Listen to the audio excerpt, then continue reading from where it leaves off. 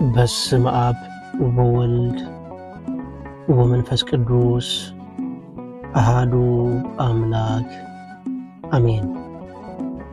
ንገባሪ ሰናያት መሐርን አምላኽ አብኡን ጎይታናን አምላኽናን መድኃኒናን ኢየሱስ ክርስቶስ ሰቲሩናን ረዲኡናን ዓቂብናን ተቐቢሉናን ራህሪሉናን ደጊፉናን ክሳዕ እዛ ሰዓት እዚኣ ኣብፅሒና እሞ ነመስግኖ ኣለና። ሕጂ እውን ንዕኡ በዛ ቅድስቲ ዕለት እዚኣን ብኩሉ ዘመን ሂወትናን ብፍጹም ሰላም ክዕቅበና ንኩሉ ዝመልኽ እግዚአብሔር አምላኽ ንለምኑ። ወእግዚአብሔር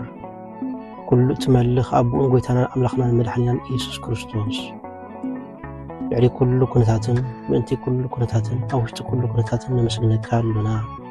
ስለ ዝሰተርካናን ዝረዳእካናን ዘዕቐብካናን ናባኻ እውን ስለ ዝተቐበልካናን ስለ ዝደገፍካናን ዝረሃርሃካልናን ክሳዕ እዛ ሰዓት እዚኣ እውን ስለ ዘብፅሓካናን ነመስግነካ ኣለና። ኦ መፍቀሪ ሰብ ካብቲ ሰናያትካ ንሓትትን ንልምንን ኣለና። ኣብ ኩሉ ዘመን ሂወትና ንዓኻ ብምፍራሕ ፍጹም ሰላም ክንፍጽሞ ሃበና። ኩሉ ቅንኣት፣ ኩሉ ፈተናን፣ ኩሉ ግብሪ ሰይጣንን ምኽሪ ክፉኣት ሰባትን ሕቡኡን ጉህዱን ዝኾነ ምልዓል ጸላእን ወጎይታይ ካባይ ኣርሕቕ። ካብ ኩሉ ህዝብኻ እውን ኣርሕቕ። ካብዚ ቅዱስ ቦታኻ እውን ኣርሕቕ። ኩሉ ሰናያትን ዘድሊ ነገር ዓድልና። ምኽንያቱ ንስኻ ኢኻ ተመንን ዕንቅርቢትን ኩሉ ሓይሊ ጸላእን ክንረግፅ ስልጣን ዝሃብካና። ኣብ ኩሉ ኽፋእ ኣድሕነና እምባላህናን እምበር ናብ ፈተና ኣይተእትወና። በቲ ሓደ ወድኻ ጎይታናን ኣምላኽናን መድኃኒናን ኢየሱስ ክርስቶስ ምእንቲ ፍቕሪ ሰብ ኢሉ ብዝገበረ ጸጋን ምሕረትን ምሳኻ ማዕረን ብዝኾነ ወሃቢ ሂወት መንፈስ ቅዱስን ክብርን ግርማን ውዳሴን ኣምልኾን ብሕብረት ምስኡ ናትካህዩ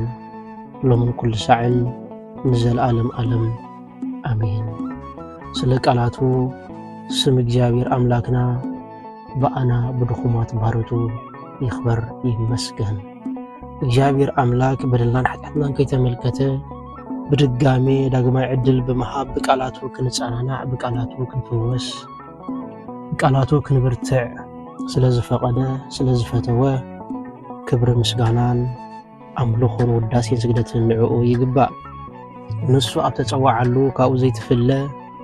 ቅድስተ ቅዱሳን ንጽህተ ንጹሃን ኣቁራሪተ መዓት ናይ ሓድሽ ኪዳን ኩርቤል ዝኾነት ኣዲና ቅድስቲ ድንግል ማርያም ነቲ ኣማናዊ ዝኾነ መግቢ ሂወት ነቲ ኣማናዊ ዝኾነ መስተ ሂወት ስለ ዝሃበትናን ዝወለደትልናን ወዳ ጎይታናን መድኃኒናን ኢየሱስ ክርስቶስ ብዘኽበራን ብዘፍቀራን መጠን ክብርን ምስጋናን ንዓይኹና። ኩሎም መላእክቲ ነቢያት ሐዋርያት ጻድቃን ሰማዕታት እግዚአብሔር አምላክ ብዝሃቦም ክብርን ማዕርግን ይኽበሩን ይመስገኑን። ዝኸበርኩም ህዝበ ክርስቲያን ከመይ ቀኒኹም ከመይ ኣለኹም? ናይ ሎሚ መዘራረቢ ኣርእስትና ህድእ እመበሉ ኣነ ኣምላኽ ምዃነይ ኣስተብህሉ ዝብል ሃይለ ቃል መሰረት ብምግባር ክንማር ኢና። እዚ ሃይለ ቃል እዚ እንረኽቦ ኣብ መዝሙረ ዳዊት ምዕራፍ 46 ፍቕዲ 10 ህድእ እመበሉ ኣነ ኣምላኽ ምዃነይ ኣስተብህሉ። ሎሚ ጎይታና ንኣዛና ጥራይ ዘይኮነስ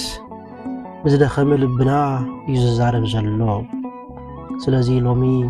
ብእዝንና ጥራይ ዘይኮነስ ብልብና ክንሰምዕ ይግባአና።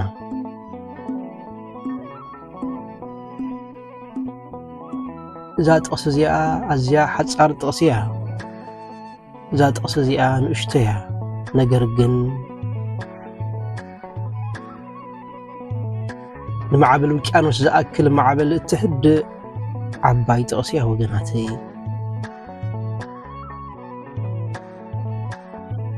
ንሕና እንነብሮ ዘለና ዓለም ጫውጫውታ ዝበዝሖ ዓለም ኢና እንነብር ዘለና። መዓልታዊ ኣእምሮና ናብ ዘይፈልጦ ይጎይ። መዓልታዊ ብፍርሒ ንጎይ፣ መዓልታዊ ብጭንቀት ንጎይ፣ ደድሕሪ ገንዘብ ንጎይ፣ ደድሕሪ ኣቓልቦ ንጎይ፣ ደድሕሪ ዓወት ንጎይ፣ ነገር ግን ሰላም የለን ህድኣት የለን ኣብዚ ሰዓት እዚ ብዙሓት ነፍሳት ሰላም ሲኢነን ኣለዋ ብዙሓት ነፍሳት ይጭንቕ ኣለዋ ቀንዲ ዕላማ ናይዚ ትምህርቲ እዚ ድማ ሓንቲ ነፍሲ እውን ትኹን በዝሎም ልዕለት ኣዕሪፋ ንኽትውዕል እዩ ወገናተይ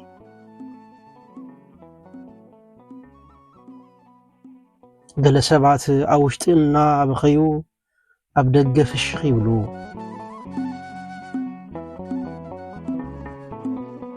ገሊኦም ይድቅሱ ልቦም ግና ብጭንቀት ዝተሓቑነ እዩ ወገናተይ ገሊኦም ይጽልዩ ውሽጦም ግና ብምጥርጣር ብሕቶታት ዝተመልአ እዩ ወገናተይ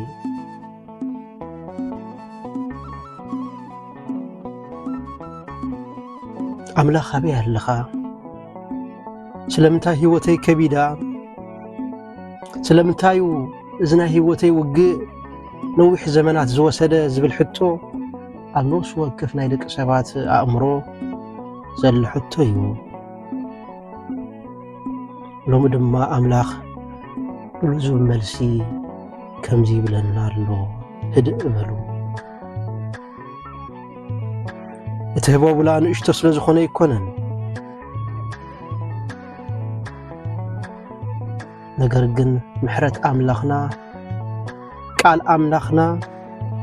ካብ ህቦብላ ንላዕሊ ይዓቢ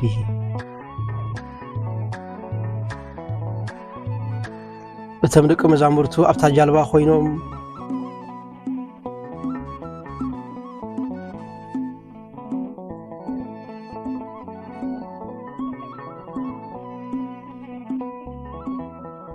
ናይ ክርስቶስ ሐዋርያት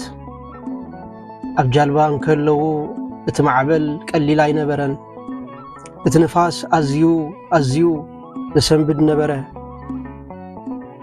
ነገር ግና ክርስቶስ ኣምላኽና ነቲ ማዕበል ኢዱ ብምዝርጋሕ ኣህድኦ ጸጥ ኣበሎ እግዚአብሔር ኣምላኽ እንታይ ይሰኣን ወገናተይ ሎሚ እውን ከምቲ ኣብ ማዕበል ባሕሪ ኮይኑ ዝህውኸና ኣብ ማዕበል ልብና ኮይኑ ዝህውኸና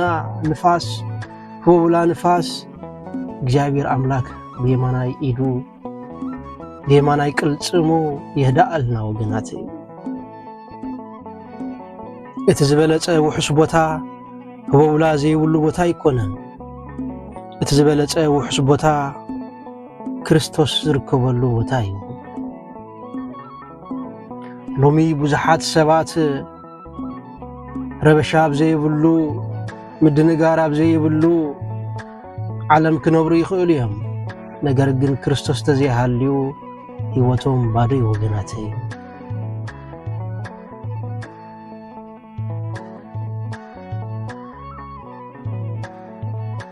ነገር ግን ወገናተይ ሎሚ እውን ዘድልየና ዘሎ እቲ ህቦብላ ክሃድእ ዘይኮነስ እቲ ማዕበል ክሃድእ ዘይኮነስ ልብናይ ክሃድእ ዘለዎ ማዕበላት ምድግጋሞም ኣይተርፍን እዩ ንፋሳት ምድግጋሞም ኣይተርፍን እዩ ስለዚ ሎሚ ንፋስን ህቦብላን ዘይኮነ ክሃድእ ዝግብኦ ልብናይ ክሃድእ ዝግብኦ ነዚ ድማ እግዚአብሔር ኣምላኽና ህድእ እመበሉ ኣነ ኣምላኽ ምዃነይ ኣስተብህሉ ኩሉ ዝኽእል ኣምላኽ ንህቦብላ ዝፈጠረ ኣምላኽ ንማዕበል ዝፈጠረ ኣምላኽ ንውቅያኖስ ንባሕሪ ዝፈጠረ ኣምላኽ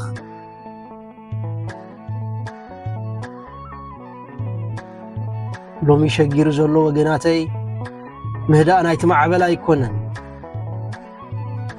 ምህዳእ ናይቲ ንፋስ ኣይኮነን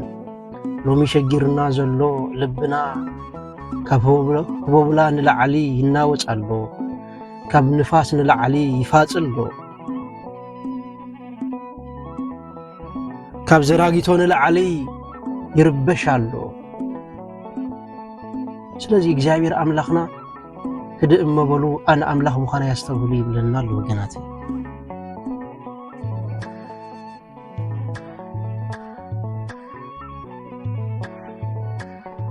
ህድእ በሉ ክብለና እንከሎ እንታይ ማለት እዩ ስምባደ ኣቋርጽ ተስፋ ምስኣን ኣቋርጽ كم استدربخا كم استحادكا كم زدحركا محساب أقارص أملاخ رسعني زبل حساب أقارص أملاخ أبزفاني زلو غني أبكر ما أملاخ هدئ مبال دخاما يكونن أبكر ما أملاخ هدئ مبال متأمماني وغناتي حدا زرئي بسقطاي بكل ፀሓይ ካብ ምብራቕና ምዕራብ ክትዘውርን ከላ ብስቕታያ ትዘውር እስከ ናብ ኣቦና ኢዮብ ንመልከት ስድራ ቤቱ ሃብቱ ጥሪቱ ኩሉ ነገር ሲኢኑ ኣዕርኹ ሰበይቱ እውን ከይተረፉ ብዝወረዶ መከራን ሽግርን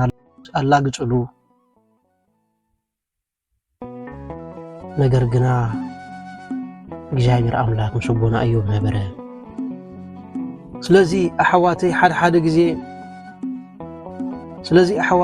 ሓደ ጊዜ እግዚአብሔር አምላክ ምሳና ዘየለ ዝመስለና እዋን ኣሎ እግዚአብሔር አምላክ ግን ብስቕታ ይዛዓይ ዘሎ እቲ ምስቦና ኢዮብ ዝነበረ አምላክ ሕጂ እውን ምሳኻ ኣሎ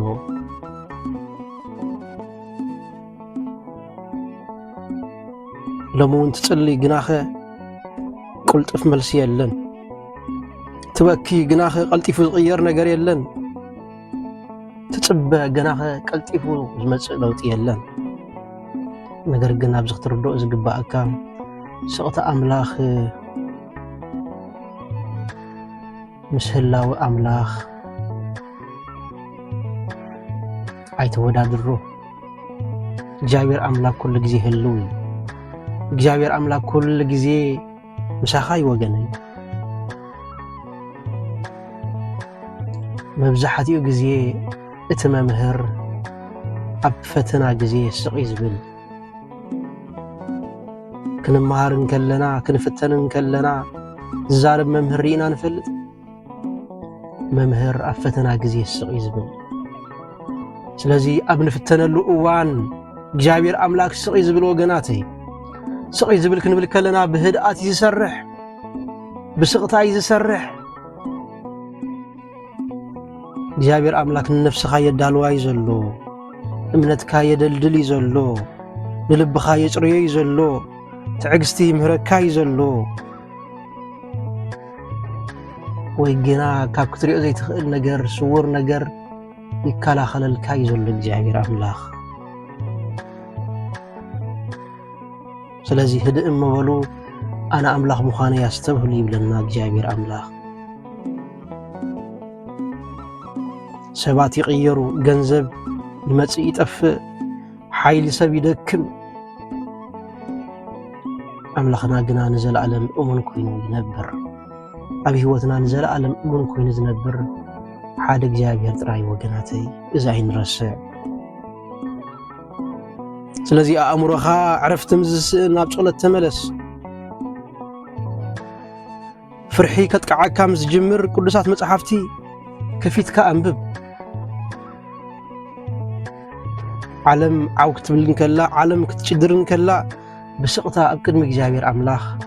ኮፍ ኢልካ ተማሃር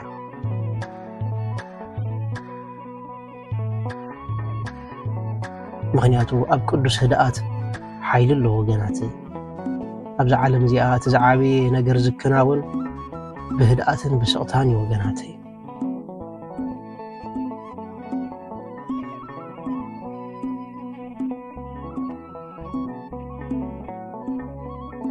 سلاي أمرخا بقصالي كشجري دللو مخنياتو استشجر لبينا أملاخ بنتصور كسمع سلا زي كل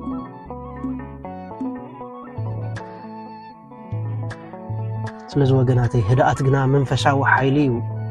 ንጸላኢ ንስዕረሉ መሳርሒ ምትድኣት እዩ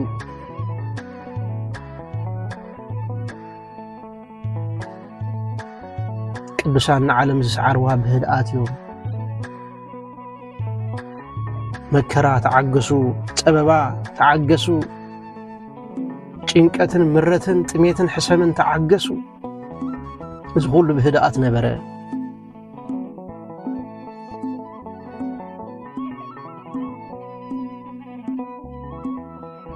ስለዚህ ኣሕዋተይን ሓተይን ምናልባት ሎሚ ኣምላኽ ንኹሉ ነገር ክንርድኦ ኣይሓተናን እዩ ዘሎ እንታይ ደኣ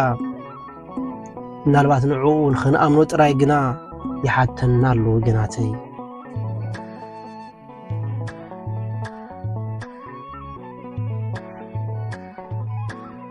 ዋላ ህይወት ርግፀኛ ዘይኮነት ኣብ ዝመስለሉ እዋን ዋላ ልብኻ ኣብ ዝደኸመሉ እዋን ህድእ በል ስቕ በል ከምኡውን ኣምላኽ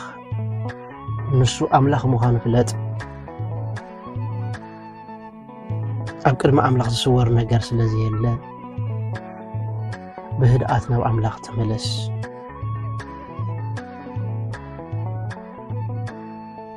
ምክንያቱ እግዚኣብሔር ኣምላክ ንኹሉ ዝርኢ ኣምላኽ እዩ ንኽንጠፍእ ስቕ ኢሉ ዝርአየና ኣምላኽ ኣይኮነን ንሱ ካብ ወላድን ላዕሊ ወላዲ እዩ ንሱ ካብ ኣቦ ንላዕሊ ኣቦ እዩ ካብ ኣደ ንላዕሊ ኣደ እዩ ስለዚ ብህድኣት ከምቲ ኣብ ሕቑፊ ኣዲኡ ዝድቅስ ህፃን ኣብ ሕቑፊ እግዚኣብሔር ኣምላክ ብህድኣት ደቅስ ብህድኣት ተመላለስ